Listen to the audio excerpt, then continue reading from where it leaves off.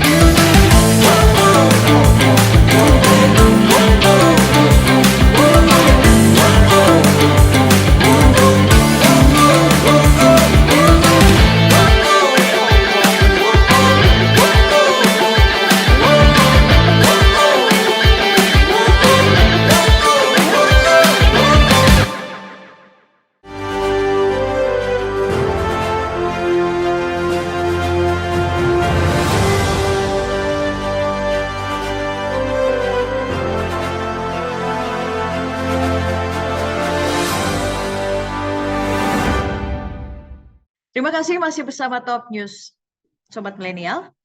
Presiden Joko Widodo telah memerintahkan Menko Polhukam Mahfud MD untuk segera melakukan reformasi hukum pasca KPK menangkap dan menetapkan Hakim Agung Sudrajat Dimyati sebagai tersangka dugaan suap penanganan perkara di Mahkamah Agung. Dengan mengenakan jaket oranye, Hakim Agung Sudrajat Dimyati ditetapkan sebagai tersangka kasus dugaan suap penanganan perkara di Mahkamah Agung oleh KPK. Sudrajat Dimyati kemudian langsung ditahan. Penangkapan Hakim Agung MA ini menyusul operasi tangkap tangan OTT yang dilakukan KPK di Jakarta dan Semarang dan menahan beberapa orang pegawai MA serta pengacara. Menurut Presiden Joko Widodo, dengan ditangkapnya seorang Hakim Agung, maka Presiden telah memerintahkan Menko Polhukam Mahfud MD untuk segera melakukan reformasi hukum. Berikut kita simak pernyataan Presiden Joko Widodo hari ini saat berada di Halim Perdana Kusuma. Yang paling penting kita tunggu sampai selesai proses hukum yang ada di KPK. Yang pertama itu. Yang kedua, memang saya melihat ada urgensi yang sangat penting untuk mereformasi bidang hukum kita. Dan itu sudah saya perintahkan kepada Menko Polhukam. Silahkan tanyakan ke Pak Menko Polhukam. Ya, saya kira kita ikuti seluruh proses hukum yang ada di KPK. Ya. Kita beralih ke informasi berikutnya. Komnas HAM baru saja menerima kedatangan Dewan Perwakilan Rakyat Papua pada siang tadi. Dalam kedatangannya, DPRP menyampaikan beberapa hal. Lalu, apa saja permintaan yang disampaikan? Berikut kita simak pernyataan langsung yang disampaikan oleh Ketua Kelompok Khusus DPRP, John Gobay. Selamat siang rekan-rekan media. Kami tim DPR Papua yang dimintakan berkenan untuk menyampaikan aspirasi masyarakat secara langsung ke Jakarta, dan hari ini puji Tuhan kami datang ke Komnas HAM RI untuk menyampaikan aspirasi tentang 3 hal sebagaimana telah disampaikan oleh Pak Ketua terkait dengan kasus mutilasi. Saya sampaikan bahwa manusia seutuhnya itu bukan binatang yang harus dipotong-potong seperti yang terjadi di Mimika pada tanggal 20 Agustus 2022. Ini sebuah penghinaan bagi manusia yang adalah ciptaan Tuhan. Untuk itu kami datang ke Komnas HAM mendorong dan meminta Komnas HAM untuk menyampaikan kepada Panglima TNI agar pelaku-pelaku ini diproses hukum, dipecat dengan tidak hormat, dan keluarga menyampaikan agar dihukum mati. Itu yang disampaikan kepada DPR Papua. Pengadilannya terbuka, disaksikan oleh keluarga korban agar keluarga korban dapat merasa puas dengan pengadilan yang terbuka di Timika. Yang kedua, terkait dengan kasus MAPI, ini kekerasan penganiayaan pada tanggal 30 sampai dengan 31 Agustus 2022 di MAPI yang pelakunya adalah non-organik, yang Timika juga sama. Kami selalu menyampaikan agar pemerintah tidak lagi mengirim pasukan non-organik ke Papua, tetapi faktanya masih. Untuk kasus MAPI, 10 orang anggota tidak mau memberikan keterangan kepada Komnas HAM. Untuk itu, kami meminta untuk Panglima TNI dapat melakukan intervensi agar proses hukum dapat berjalan transparan dan memberikan rasa puas kepada keluarga korban. Terkait kasus MAPI juga, pada waktu pemakaman, oknum anggota menaruh uang di atas peti jenazah. Ini sebuah penghinaan bagi kami. Mungkin mereka merasa itu uang kepala atau bayar apa. Tidak. Pola kami bukan begitu. Orang Papua untuk menyelesaikan sebuah masalah itu setelah yang bersangkutan dikubur. Ini pola-pola yang tidak bagus. Untuk itu, untuk dua hal ini kami meminta Komnas HAM untuk dapat mendorong Panglima TNI pertama untuk mengevaluasi penugasan pasukan non-organik di Papua. Yang kedua, agar dua kasus ini dapat diproses secara hukum, terbuka dan disaksikan oleh masyarakat Papua.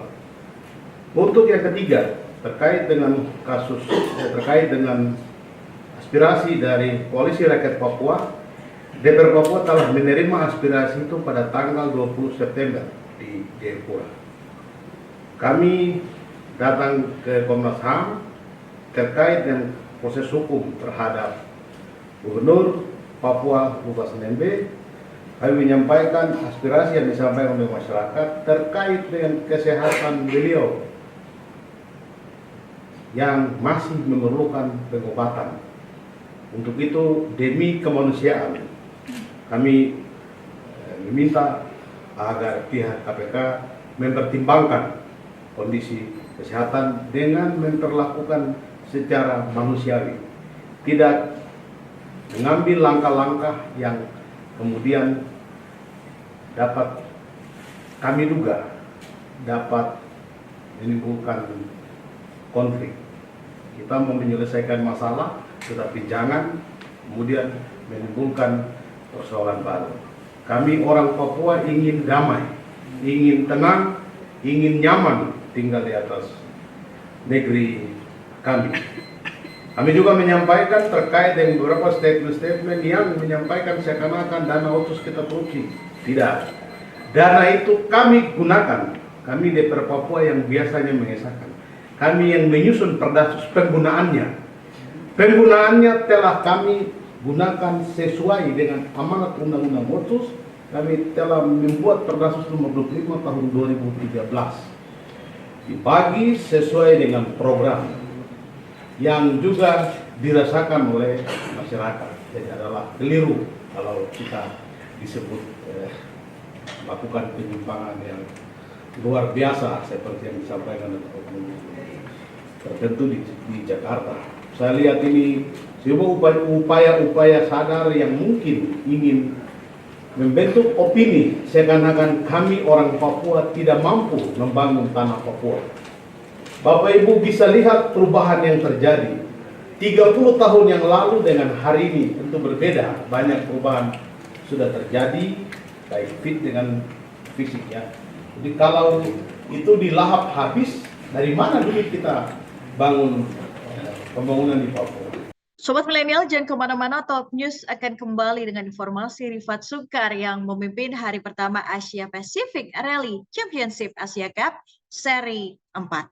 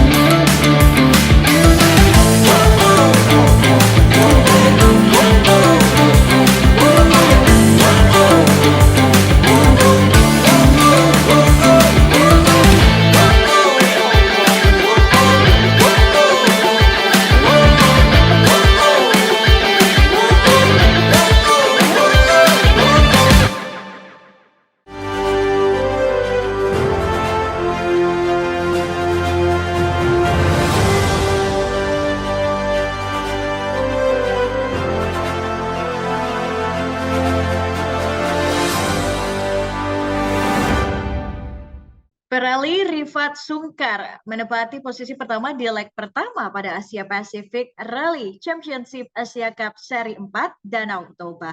Rifat yang dipasangkan dengan navigator Benjamin Sarsi, catatan kuat waktu 1 jam 19 menit. Lantas seperti apa ajang yang berlangsung di lintasan Aek Nauli, Simalungun? Berikut kita simak informasi selengkapnya. Asia Pacific Rally Championship Asia Cup Seri 4 berlangsung di lintasan Aek Nauli, Simalungun pada hari Sabtu kemarin. Paraling senior Rifat Helmi Sungkar dipastikan mencatat waktu tercepatnya di hari pertama dengan catatan waktu overall 1 jam 19 menit 56,4 detik. Panjang, ini baru segmen 1 di leg 1. Hasilnya alhamdulillah sesuai dengan ekspektasi. Saat ini kita berada di posisi 2. Kita tahu sekali kapasitas dari Son seperti apa, dan kita juga tahu kapasitas kita ada di mana. Kita never give up karena dia dari sekarang kita berada di posisi kedua dan masih ada 8 kesempatan juga untuk kita. Sedikit ada kendala tadi kita pecah satu pecah ban hampir banyak sobek, cuman selebihnya oke lah, nggak ada masalah. Kita lihat mapping juga, kelihatan di sini dari Sumatera Utara, Bang Ejek juga pushing very hard. Seneng banget lihat Bang Ejek pakai mobil baru, artinya rally-nya pasti akan terus. Jadi ya positif side-nya adalah kalau kompetisi seperti ini, nanti kita bisa mendapatkan kualitas dari kompetisi yang sangat baik. Sedangkan Pareli tuan rumah yang sekaligus Wakil Gubernur Sumatera Utara Musa Rajeksah lolos 3 besar dengan waktu overall 1 jam 22 menit 18,8 detik. Ya, alhamdulillah kami sudah selesai 4 SS di leg 1 ini. Alhamdulillah semuanya overall mobil tidak ada trouble dan saya mulailah sudah menguasai kendaraan walaupun tadi SS 1 kami ada sedikit jalur. Tapi tiga empat kita mulai masuk sudah nomor oh ya tadi di SS3 ya setelah SS1 2 kami mulai ya saya kan kendaraan baru kemarin baru cobain latihan aja mulai nguasain dan nanti SS berikutnya lebih baik. Sampai saat ini kita sudah persiapan kalau kendaraan sama tinggal cara nyetir aja sudah mulai dapat tinggi remnya gimana handlingnya mulai gimana udah mulai hambatan nggak ada masalah. Pembalap Sen Galel terpaksa menduduki peringkat 29 setelah terkena penalti pada SS8 dengan waktu 13 menit 48 detik. Sedangkan posisi keempat pun direbut oleh Pereli Al-Afan sederhana Rahmat Hademboy dengan Nissan Micra Proto yang mencatatkan waktunya 1 jam 26 menit 12,9 detik. Kita beralih ke informasi berikutnya. Timnas Indonesia kembali akan menjamu Timnas Kurakau pada esok hari di Stadion Pakansari, Bogor. Pada pertandingan pertama, skuad Garuda berhasil merebut kemenangan dengan skor 3-2. Timnas Indonesia akan kembali bersua dengan Timnas Kurakau pada pertandingan FIFA Matchday 2022 di laga keduanya. Skuad Garuda akan melakoni laga kedua melawan Kurakau yang saat ini berada di peringkat 84 FIFA pada esok hari di Stadion Pakansari, Bogor. Sebelumnya, Timnas Indonesia berhasil menekuk Timnas Kurakau dengan skor 3-2. Gol tersebut tercipta melalui Mark Klok, Fahrudin Arianto, dan juga Dimas Derajat. Pasca pertandingan menghadapi Timnas Kurakau, skuad Garuda telah menjalani recovery di Stadion Sidolik, Bandung. Hal ini pun guna mempertahankan kemenangan yang sebelumnya diraih pada pertemuan sebelumnya. Nantinya apabila Timnas Indonesia berhasil memenangkan kembali pertandingan melawan Timnas Kurakau, skuad asuhan Sinteyong tersebut akan menduduki peringkat 152 FIFA, di mana sebelumnya berada di posisi 155. Informasi tadi menutup perjumpaan kita hari ini. Sobat Milenial, terima kasih sudah menyaksikan Top News. Ikuti terus perkembangan berita-berita terbaru hanya di IDN Times. Saksikan terus Top News by IDN Times setiap Senin hingga Jumat pukul 18.30 waktu Indonesia Barat. Dan jangan lupa untuk download IDN App. Salah Sati Putri bersama tim yang bertugas mengucapkan terima kasih, terus patuhi protokol kesehatan, dan sampai jumpa.